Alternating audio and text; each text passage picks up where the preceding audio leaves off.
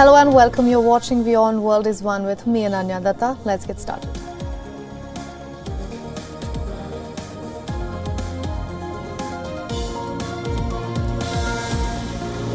The Kremlin denies responsibility for a weekend strike on an apartment block in the Ukrainian city of Dnipro that left at least 36 people dead.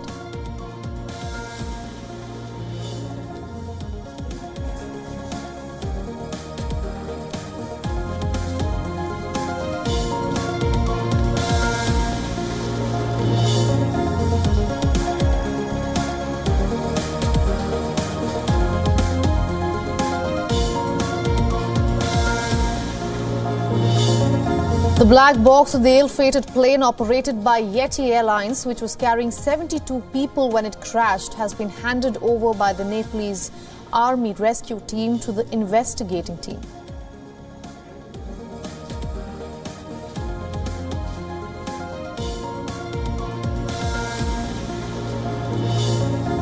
Israeli leaders vow to keep the country's military free of politics after Prime Minister Benjamin Netanyahu gave far-right coalition partners increased control over security forces.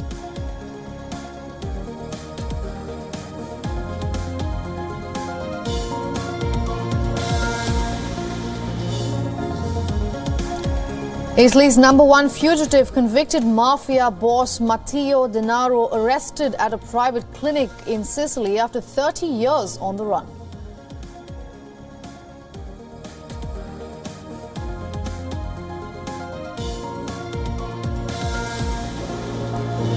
And lastly, top seeds Rafael Nadal and Iga Swiatek are pushed hard as they begin their Australian Open campaigns. Nadal is taken to 4 sets by Jack Draper, while the women's world #1 comes through against Julie Niemeyer.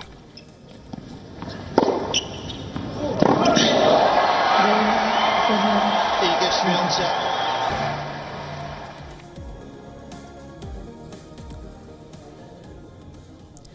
Pakistan continues to witness political rumbles. Now, former Prime Minister of the country, Imran Khan, is eyeing at the dissolution of the National Assembly. He has said that the Pakistan President, Arif Ali, will soon ask Pakistan Prime Minister Shehbaz Sharif to face a vote of confidence as he steps up efforts to press the government for snap polls.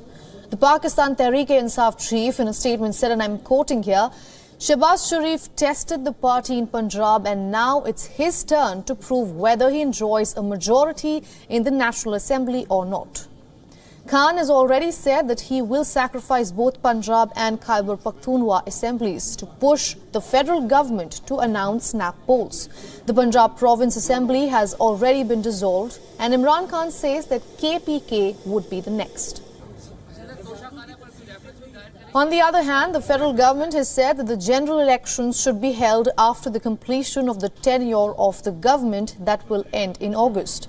If the National Assembly is called for dissolution, will the PTI be able to move majority? Imran Khan's party would need 174 votes to prove majority, while the Shehbaz Sharif government just has a marginal majority of 176.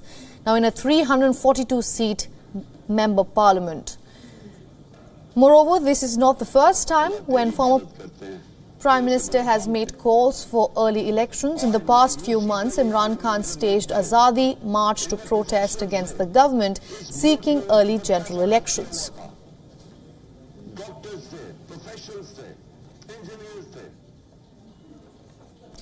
Now for more on this story, we are being joined by our Pakistan Bureau Chief, Anas Malik from Islamabad. Welcome to the broadcast, Anas. In a shocking claim, Imran Khan says that President is going to ask the Prime Minister to face a vote of confidence. Now, we know that President Alvi belongs to the PTI and Shehbaz Sharif is surviving on a very thin majority. So what is going to happen next, and do you see a trust vote taking place? It's not so shocking, Ananya, after all, because the political aspects here, the political weighings over here, and pundits were of the opinion that the trust vote, calling for a trust vote by the president. If it's not days away, then it's surely weeks away. And it has now been revealed by Imran Khan as well, for the very reason he believes that Shehbaz Sharif is in hot waters from his allies. He was harping on the MQM to split away from the federal government, who have clearly not done so despite of their reservations.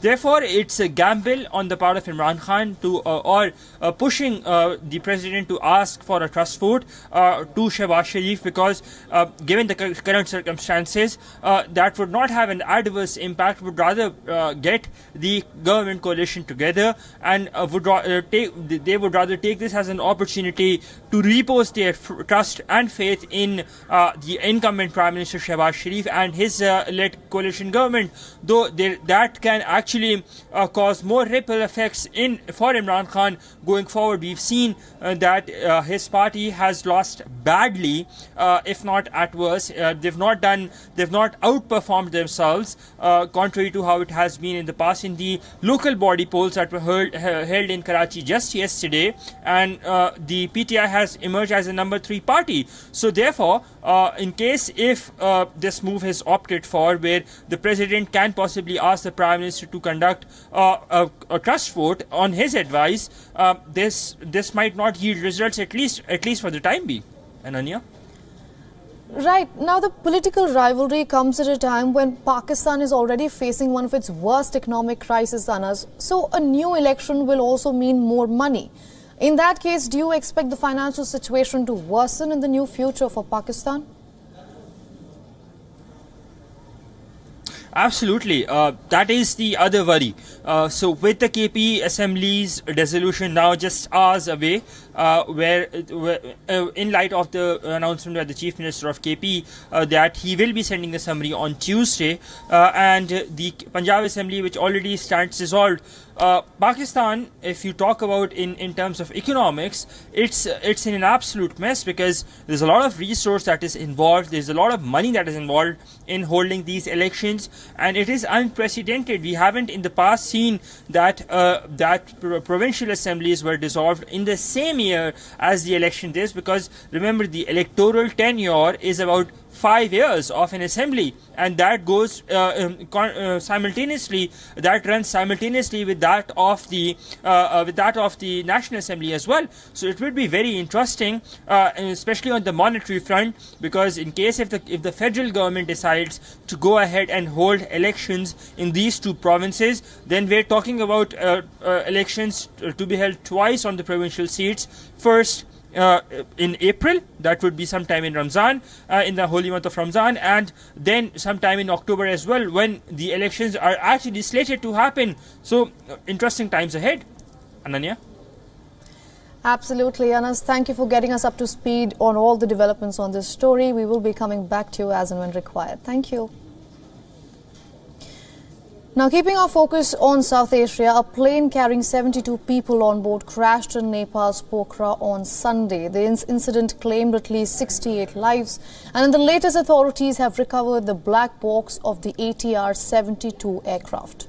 The black box has now been handed over by the Nepalese Army rescue team to the investigating team. In the wake of the crash, the Nepalese government has now mandated a technical test for domestic flights to be conducted before departure. An emergency meeting of the Council of Ministers took place following the crash of the Yeti Airlines ATR-72 plane in Pokhara. Nepal is also observing a day of national mourning just today.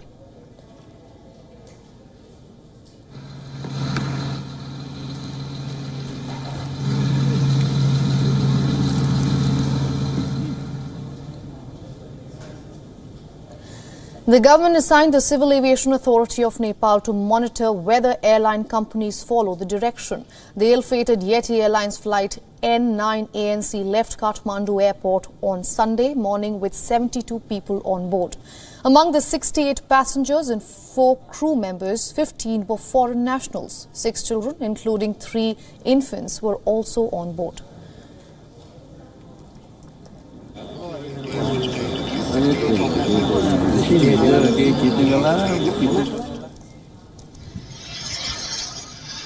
20 minutes into the flight and moments before landing in Pokhara, the plane was seen flying very close to the ground. Moments later, the aircraft hit the ground near a river. Relief and rescue personnel immediately rushed to the scene, where 68 bodies were recovered from the debris. 4 are still missing.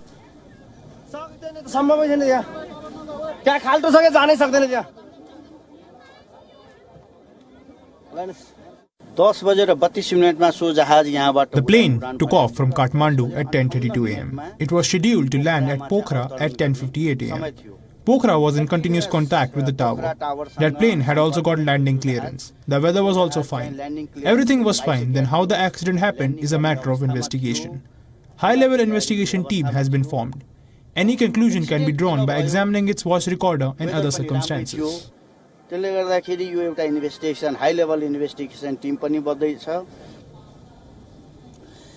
New visuals that have emerged of the crash indicate what this official just said. One of the passengers on board the ill-fated flight was live on Facebook when the crash happened.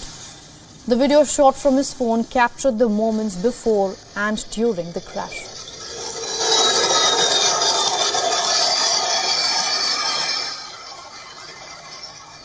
Now, correspondent Saloni Murarka from Pokhara has been tracking the developments closely. Take a look at her report. I'm currently at the Gandaki hospital. This is where all the bodies are being brought to carry out the post-mortem examination. I'm standing outside the post-mortem examination center at the hospital, and this is the crowd that we see are the family members of the deceased, and the officials have said that they will try to airlift as many people as they can to Kathmandu today itself. That will include only foreigners and crew members. And while the members of the family, they keep waiting here for to receive the body, while the investigation will continue with the black box being recovered. Results are expected soon. Saloni Murarka for WION in Pokhara, Nepal. Shifting our focus now, protest industry workers and climate groups have emerged as perhaps the biggest challenge for the Rishi Sunak government. In the latest, the British government will announce new proposals today to clamp down on disruptive protests. The move is aimed at broadening the range of situations in which police are able to act to prevent serious disruptions. The government passed legislation to address this in 2022, but is planning to go further with a new set of laws known as the Public Order Bill. The government says that the new laws, if passed, will mean police can shut down disruptive protests preemptively. The government wants to amend the public order and this bill before it becomes law to broaden the legal definition of serious disruptions, give police more flexibility and provide legal clarity on when the new powers could be used. The bill is currently in the final stages of debate in the Parliament and has drawn heavy criticism from civil rights groups who say that it is anti-democratic and gives police too much power. The bill already includes the creation of a criminal offence for those who seek to lock themselves to objects or buildings and allow courts to restrict the freedom of some protesters to prevent them from causing serious disruption. It builds on the Police Crime Sentencing and Courts Act passed in April of 2022. It sparked several large Kill the Bill protests. Now, for more on this story, let's take a look at this report filed by our correspondent Alex Izad from London. Plans to amend the Public Order Bill could give police powers to shut down protests before they cause serious disruption. The bill, which covers England and Wales, is making its way through Parliament, and any changes would have to be approved by MPs and peers. Downing Street has said that the proposals will help officers clamp down on a disruptive minority who use tactics like blocking roads and slow marching. It said the changes seek to give police greater flexibility and clarity over when they can intervene. But human rights groups say it's an attack on the right to protest. And Prime Minister Rishi Sunak has said that he believes people should be able to protest, but also that the majority who want to get about their day-to-day should be able to. The Metropolitan Police have also backed proposals saying that police shouldn't be forced into legal arguments over protests. And the Public Order Bill already included provisions to create a new criminal offence for interfering with key national infrastructure like oil refineries, railways and motorways, the locking on. That tactic where someone locks themselves to an object or building. Now, it has been used by some climate protesters. This bill also builds on the controversial Police Crime Sentencing and Courts Act, which passed last year and was criticised by some groups for introducing curbs on the right to protest. Under this existing legislation, if the police want to restrict a protest, they generally have to show it may result in serious public disorder, serious damage to property, or serious disruption to the life of the community. Shifting our focus to Germany now, where police have the upper hand in protest by climate activists against expansion of a coal mine. That has become a huge bone of contention. German police say that they have removed almost all climate activists from a German village that will soon be destroyed. Hundreds of police officers cleared around 300 activists from this city and in an operation that began on Wednesday. Police say that they removed activists waiting in tree houses a day after clashes broke out between both sides.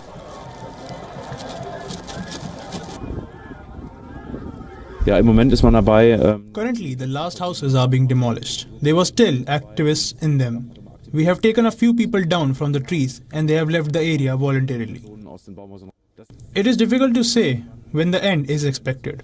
What we can say for sure is that as long as the demolition is going on, the police will still be here to prevent a new occupation of Lützerath. Swedish climate activist Greta Thunberg took part in a small demonstration on Sunday. Thunberg and other protesters sung and danced near the edge of the mine in Lützerath. Reports say that officers carried her a few steps away after she did not comply with calls to move. Environmentalists say that bulldozing the village to expand the mine would result in huge amounts of greenhouse gas emissions. The German government and utility company RWE argue that the coal is needed to ensure Germany's energy security.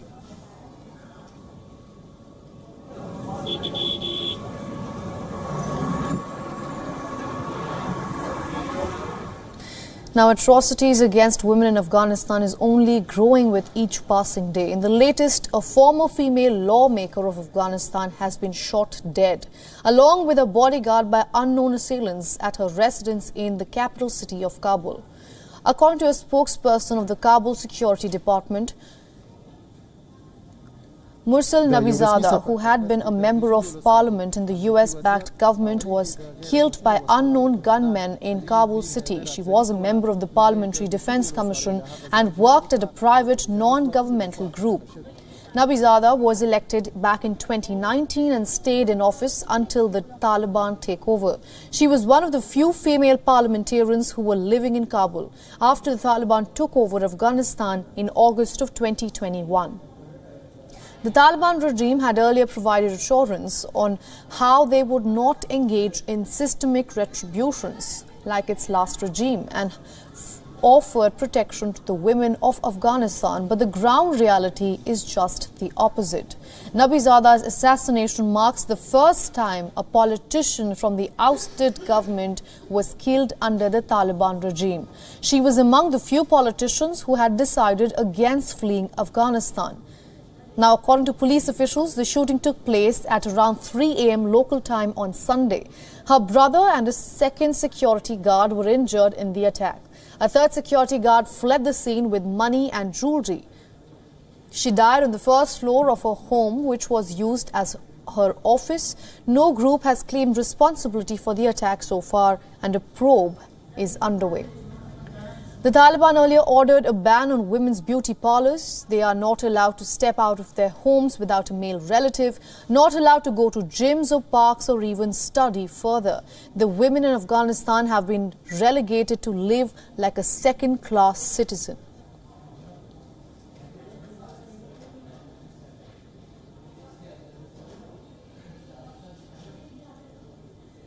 Shifting our focus now, Lunar New Year celebration is around the corner. Millions of Chinese are heading home for holidays after 3 years of suffocating anti-virus controls, even as experts warn of big dangers. In cities across China, thousands of people laden with luggage flock to railway stations and airports. China's transport ministry has said that it expects more than 2 billion trips in the weeks around the holidays. In Beijing, Shanghai, Macau and more cities, travelers welcome the freedom to go home for the first time in 3 years to mark the Lunar New Year holidays that officially starts on 21st of January. It's quite good. There is nothing to worry about anymore. The country has reopened this year. The pandemic is over. There are many people who got COVID, but I have not been infected. It's quite good. I feel quite lucky. In fact, I haven't been home for over 3 years. This year, something has happened at home, so I need to rush back. Thinking back, the past 3 years just flew by. I still feel calm now since I haven't reached home yet, but I am sure I will be very emotional once I reach the doorstep of my home. Now, Beijing's main railway station has been packed with passengers in recent days. In Shanghai, temporary night trains have also been added to meet the demands. In Hong Kong, the government says that it has increased the number from the mainland to 65,000 people from the earlier 50,000. But there can be no refusing the dangerous backdrop of this. Only 2 days back, Chinese authorities had claimed that 60,000 people had died in the month of December and January of COVID-related symptoms. China's Health Commission has said that it would equip every village clinic with pulse oximeters, oxygen supplies and fewer drugs.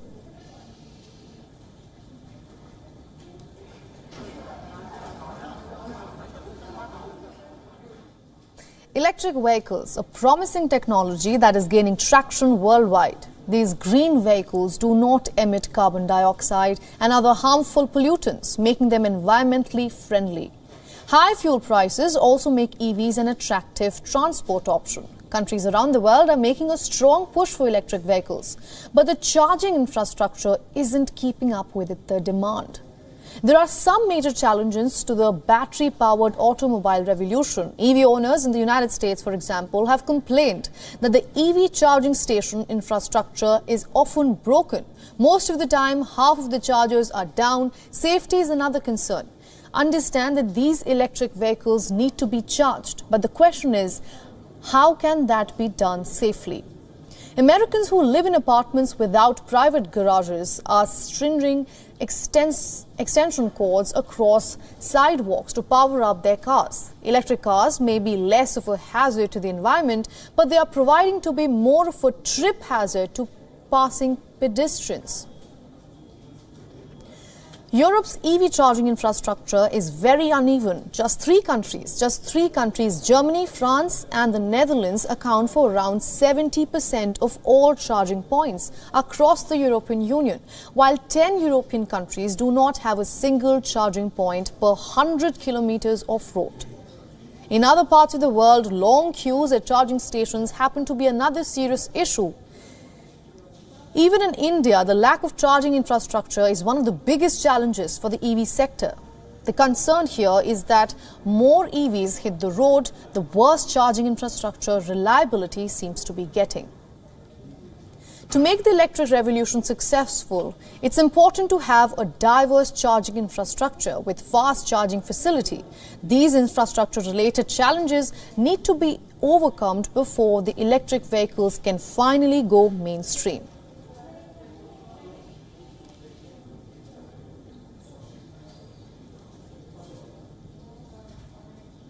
On to sports now. Women's world number one Iga Swiatek overcame a tough challenge from Germany's Jules Niemeyer to book her second round berth at the Australian Open. The Pole is bidding for a first title at Melbourne Park and fourth Grand Slam title overall. Now, this was Swiatek's first game since a mauling at the hands of Jessica Pegula reduced her to tears in the United Cup in the first week of the year. Niemeyer is ranked 68 in the world but had taken the top seed to 3 sets in the 4th round of the US Open last year. And this match threatened to follow a similar trajectory as the 23-year-old put the Xion Tech serve under immense pressure. But the Pole came up with the big points when it mattered to stay out of trouble. An unforced error on the forehand side handed her the opening set after 52 minutes as Niemeyer finally cracked.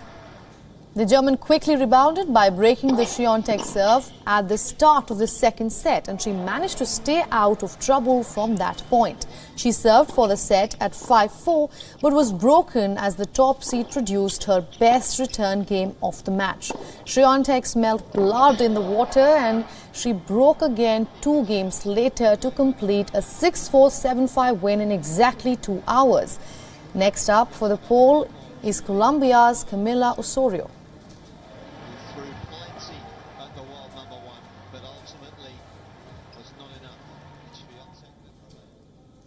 And that's all we have for you in this edition of the broadcast. This is me, Ananya Datta, signing off for WION World is One.